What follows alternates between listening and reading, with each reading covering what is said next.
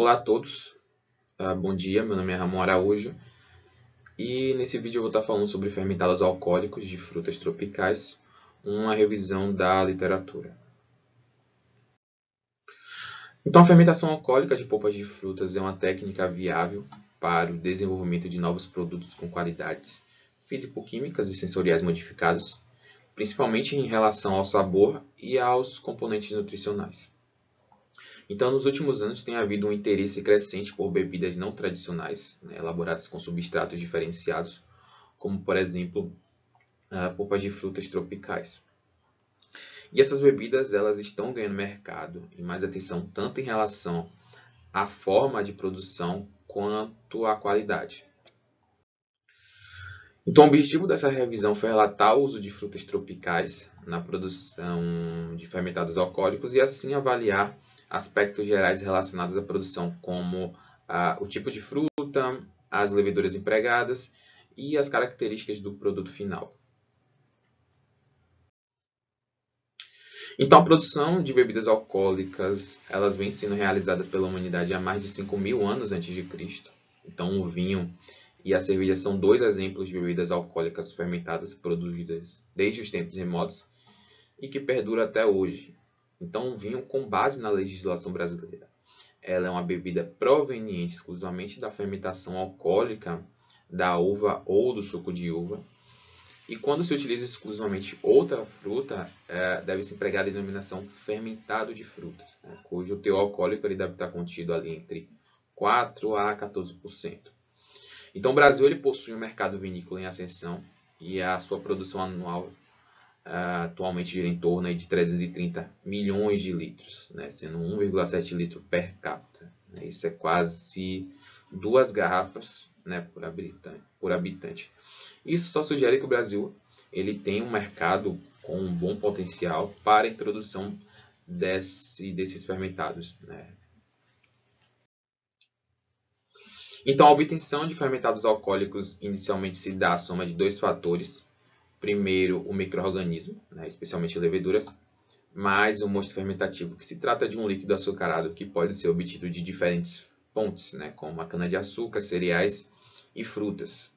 Contudo, o mosto ele pode ser ajustado ou corrigido quanto à adição de açúcar ou acidez inicial, ou também pode ser adicionado nutrientes para o crescimento ou compostos que vão inibir o crescimento de outros micro-organismos indesejáveis. Tudo isso para que o micro-organismo ele desempenhe o seu papel corretamente.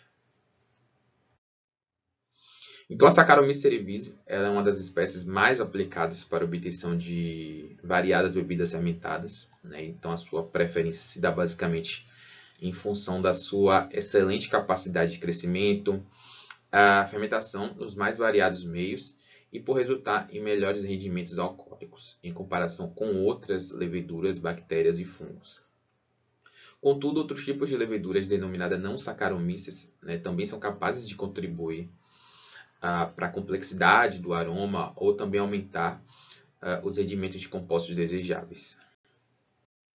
Então, em alguns estudos, como por exemplo de Liu em 2018, ele estudou individualmente 3 tipos de leveduras na fermentação de mirtilo. Ele estudou a Saccharomyces cerevisiae, a Torulaspora delbrick e a Schizosaccharomyces pombe. E o resultado demonstrou que, em comparação com a Saccharomyces cerevisiae, a Torulaspora delbrick foi capaz de reduzir a concentração de etanol e ácido acético, enquanto que a Schizosaccharomyces pombe conseguiu aumentar a síntese de glicerol e manter um alto teor de antocianinas. Em outro estudo, o de Ho, 2020, por exemplo, ele conduziu a cofermentação de polpa de graviolas com a Pleurotus pulmonaris e a Saccharomyces cerevisiae e obteve um vinho de fruta com cerca de 20% de teor alcoólico. Então, a proposta de uso de frutas tropicais ela é uma alternativa viável, até porque no Brasil, a colheita anual é de aproximadamente 45 milhões de toneladas, o que coloca o país em terceiro lugar entre os maiores produtores mundiais. Outro ponto é que as frutas colhidas elas podem sofrer rápida deterioração, se não houver instalações adequadas de processamento e armazenamento, né, especialmente nos trópicos úmidos, onde as condições ambientais predominantes elas podem acelerar esse processo de decomposição. Então, essas variadas espécies que podem ser encontradas em diferentes regiões tropicais, né, em especial na Amazônia, Caatinga, Cerrado, a Mata Atlântica, Pampa e Pantanal, né, que apresentam uma interessante variedade de frutas que podem ser exploradas de forma consciente para que possa ser reduzido esse desperdício. Então, aqui nós temos uma tabela, né, de frutas tropicais utilizadas em processos fermentativos, então das mais variadas, então melancia, tamarindo, jamelão, carambola, pitaia, kiwi, cupuaçu, melão, dentre outros. Além do tipo de polpa, né, e da cepa empregada, existem também outros pontos que merecem atenção. Então a gente pode observar aqui alguns exemplos de tempo e temperaturas empregados em fermentações diversas, né? Então, de modo geral, as temperaturas empregadas elas giram em torno de 25 a 30 graus, como vocês podem ver. E os tempos de fermentação eles são bem variados, né? Podem levar horas a dias, né? Então, nesses casos, quando se estende muito, é recomendado que seja adicionado compostos que auxiliem nesse controle de crescimento de outros micro-organismos contaminantes, como, por exemplo, o metabisulfito de potássio. Outro aspecto importante também é a quantidade de sólidos solúveis, né, iniciais, o Brix. Né, e aqui nós temos diferentes valores de Brix que eles podem ser empregados. Isso vai depender da característica do processo. Então, nessa tabela aqui nós temos diferentes Brix, né, de 20, 24, 29. Além disso, também o pH ele é muito importante para o crescimento microbiano e deve ser considerado as características de cada fruta empregada. Então, algumas frutas elas são mais ácidas, outras menos ácidas, e o pH ele tem que ser corrigido inicialmente. Em alguns casos, se faz necessário pré-tratamento, né, de polpas com enzimas, né, geralmente são pectinases, para a clarificação, ou seja, a redução do teor de pectina, que pode resultar em precipitados ou em turbidez. Então, por exemplo, nesse primeiro aqui, estudo feito por Jiang, ele utilizou pectinases comerciais para a clarificação prévia da polpa de pitaia. Já Roleiro 2018, por exemplo, ele empregou a cepa Chloromyces marxianus, né, que possui a capacidade de produzir pectinases durante a fermentação. Contudo, em um estudo feito por Yang, ele ressalta que utilizar leveduras não Saccharomyces apenas pela capacidade de produzir pectinases é uma prática arriscada, pois o metabolismo da cepa pode resultar em metabólitos indesejáveis. Certo?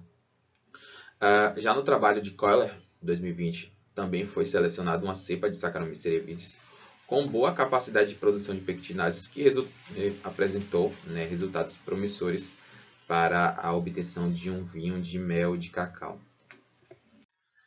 Além das pectinases, as proteases também podem ser aplicadas para a clarificação, como realizado por Zhang, 2016, com o mosto de jujuba, o que resultou na melhora da intensidade e complexidade do aroma devido ao aumento do nitrogênio. Ao mosto fermentativo também pode ser adicionado compostos que favoreçam a nutrição do micro-organismo, como realizado por Sharma 2017, que adicionou ao mosto de caqui 0,1% de amônia, hidrogênio fosfato, e 0,3% de ácido cítrico, o que resultou numa maior taxa de fermentação e maior teor alcoólico. Então, os vinhos podem ser produzidos a partir de qualquer fruta que não seja a uva, né? Então, a elaboração de bebidas alcoólicas fermentadas representa uma boa opção no aproveitamento dessas frutas, né? Evitando desperdício e agregando valor para o desenvolvimento de novas bebidas. Então, muitos aspectos ainda precisam ser otimizados, seja nas concentrações do mosto ou no uso de micro-organismos diferenciados em tipos de substratos diferentes. Mas há um grande campo de estudo e desenvolvimento tecnológico associado a esse tema.